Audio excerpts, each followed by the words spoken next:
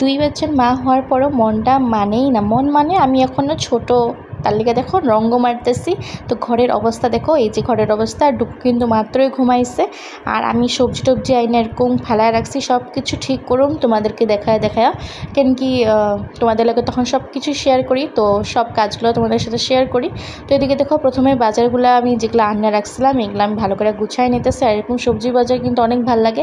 এখন শ্রাবণ মাস, আর শ্রাবণ মাস মানে সবজি, এখন তো নিরামিষ খাইতেছি, তার লেগে কিন্তু সবজি অনেক মানে প্রায় 2 দিন পর আনতে লাগে। আর বাজার তো অনেক সামনে, যেটা আমি তোমাকে অনেকবারই কইছি, আমগো বাজারের কোনো অসুবিধা নাই, যখন যেটা ইচ্ছা এটা নিয়ে আসো। তাও কিন্তু আমার সবজি আইনা রেখা দিই, সবজি থাকলে কিন্তু অনেক ভালো লাগে। এদিকে ঘরটা ঝাড়ু দিতে গেছি, ফট করে দেখি উঠে পড়ছে, তো আর একটু থাপড়ায় দিলাম যাতে আর একটু ঘুমায়, আর যাতে আমি ঘরটা একটু ঝাড়ু দিতে পারি।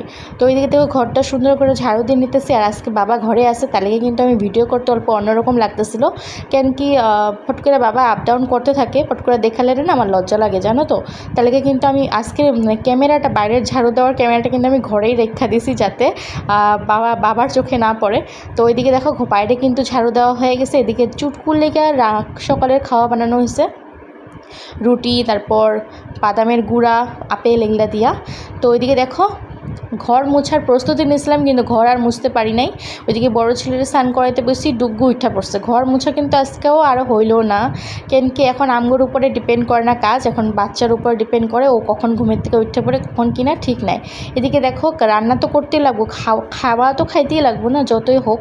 তো এদিকে আমি আজকে বানাবো পোস্ত, আলু আর ঝিকা দিয়া। তো এটা আমার অনেক ফেভারেট, আমি কিন্তু নিরামিষ খাইতে পারি না, কিন্তু এই পোস্ত টোস্ত আমি অনেক ভালো পাই খাইতে। তো আজকে এটাই বানাবো।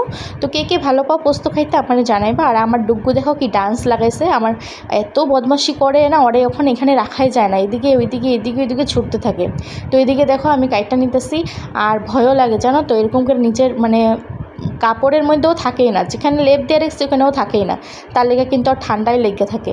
এদিকে দেখো আমি রান্না করে নিতেছি এক পদে, যেমনি তেমনি বানাবো। আরে কি এই এক পদ বানাইতে আমার মানে হাওয়া টাইট হয়ে জায়গা। তো এদিকে দেখো একটা কলা খাই নিতেছি এনার্জি বাড়ানোর লেগা। আগে কি করতাম, এখন তো শ্রাবণ মাস নিরামিষ, তার লেগে কিন্তু ডিম খেতে পারি না, আগে ডিম সিদ্ধ করে খাই নিতাম এনার্জি বাড়ানোর লেগা। ডিমটা কিন্তু অনেক এনার্জি বাড়ায়। তো এদিকে দেখো চারিদিকে বালিশ দিয়ে বসায় রাখলাম, কিন্তু ও বসবো না, ও চারিদিকে ঘোরাঘুরি করবো। কত কিছু দিলাম বাজানোর লেগা, কিন্তু ও মানে থাকতেই চায় না নিচে জানো তো। এদিকে এক তরকারি বানাইতে কিন্তু আমার হালত টাইট হয়ে যেতেছে গা। তো এদিকে দেখো আমি রান্না করে নিতেছি, আর দেবিয়াংশ ওইদিকে স্নান করতেছে, ওরও কিন্তু জলের থেকে উঠেতে লাগবো, নিলে ওর আবার জ্বর লেগে যাবো। তো এদিকে সুন্দর করে টেস্ট করে দিয়ে দিলাম, আর দেখতেও কিন্তু অনেক টেস্টি লাগে এটা। সকালে জানো আমি রুটি বানায় রাখছি, কিন্তু